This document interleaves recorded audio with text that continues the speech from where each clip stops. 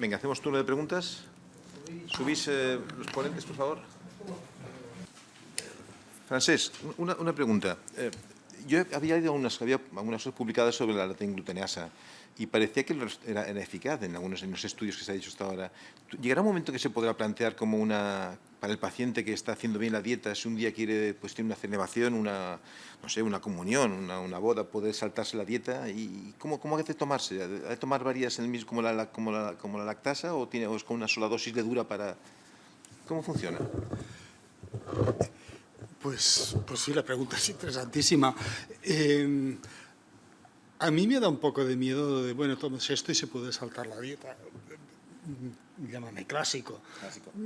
Pero me da miedo, sobre todo porque sabemos que mantener el contacto con pequeñas cantidades de gluten es suficiente para a largo plazo provocar efectos adversos, algunos muy graves como el linfoma.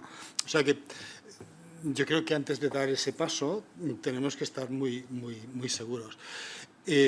Muy seguros, que quiere decir que teníamos que romper, en el caso de las glutenasas, el 100% de la gliadina.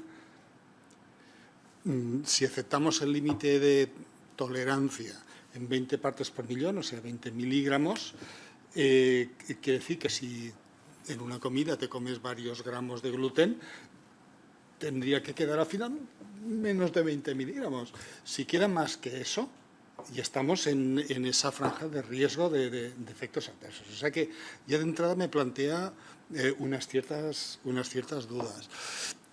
Y por otro lado, parece que el tratamiento que es más eficaz si se hace de forma mantenida.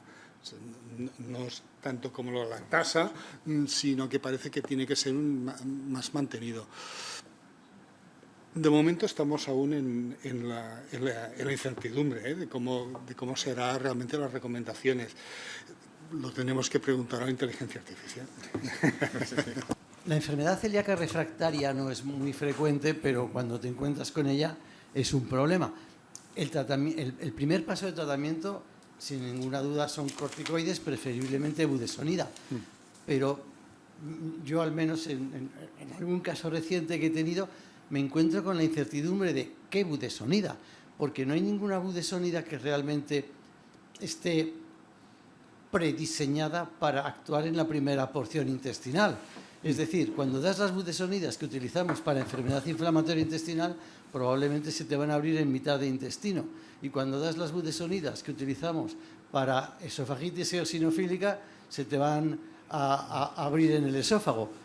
¿Qué budesonida consideras tú que debe utilizarse? ¿Cuánto tiempo tengo? Bueno, interesantísimo. La celíaca refractaria es poco frecuente, pero es realmente un problema muy serio.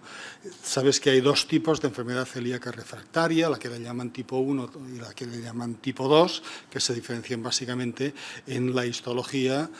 Si hay monoclonalidad es la tipo 2, si no hay monoclonalidad es la tipo 1. En la monoclonal, la tipo 2, se considera ya un linfoma, con lo cual, bueno, ya hay que hablar con los hematólogos, cladribirina. Vamos al tipo 1, que es al que tú hacías referencia. Sí, la budesonida es muy buen tratamiento y además la budesonida es un fármaco muy peculiar. Se da en la colitis microscópica en su forma oral y funciona. Es como un milagro, porque en teoría no llega al colon. O sea que la budesonida es un fármaco curioso y funciona en esta situación. El método que yo utilizo es combinar la budesonida oral abierta y cerrada, o sea, con las cápsulas abiertas y con cápsulas cerradas. Y un poco ahí probando si tienes que hacer histologías de control, es cierto, pero es una fórmula que funciona bastante bien. El problema número 2, antes de que me hagas la pregunta, es cuando ya hemos conseguido controlar la histología, porque la celíaca refractaria tiene una histología patológica. Si hemos conseguido controlar esas lesiones con la budesonida, después ¿qué hacemos? Porque tampoco es la idea mantenerla durante un tiempo indefinido. Y ahí es donde juegan las azatioprinas, los posibles... Bueno, se ha probado el tofacitinib y el vedolizumab. Y en casos aislados se ha descrito buen resultado. Y ahí sí que en un futuro puede ser que los bloqueadores de la interleuquina 15 puedan tener también un papel. Muy bien. Sonia, el otro día presentaron en el Congreso, recientemente, hace un mes y pico, en el Congreso Europeo, un artículo, una presentación sobre eficacia de la dieta mediterránea comparada con la FODMAP en el intestino irritable, y funcionaba más o menos igual. ¿Es el fin de la FODMAP? Ostras, qué pregunta, Agustín. Hombre, el fin no creo, porque sabemos que aquellos pacientes, ¿no?, que hacen esta fermentación en colon pues mejoran, pero de un manejo diferente yo creo que sí. Yo creo que la FODMAP, tal como se planteó en su momento, que nos ha servido para aprender mucho, pero esta aplicación de protocolo de estudio Monash ya no la estamos aplicando, ya hace un tiempo que no la estamos aplicando. Hacemos periodos mucho más cortos, ¿no? Hacemos a veces este pacto con el paciente de, venga, vamos a probar algo. Estamos empezando a probar 15 días, estamos acortando este tiempo porque si no se hace muy largo. Y nosotros en consulta la llamamos, ¿no?, cuando hablamos entre nosotros, sí, a la FODMAP flexible, ¿no? Hemos puesto como este término. Entonces, esto de 1-2 días a la semana legumbre en poca cantidad, los yogures pues normales, no sin lactosa.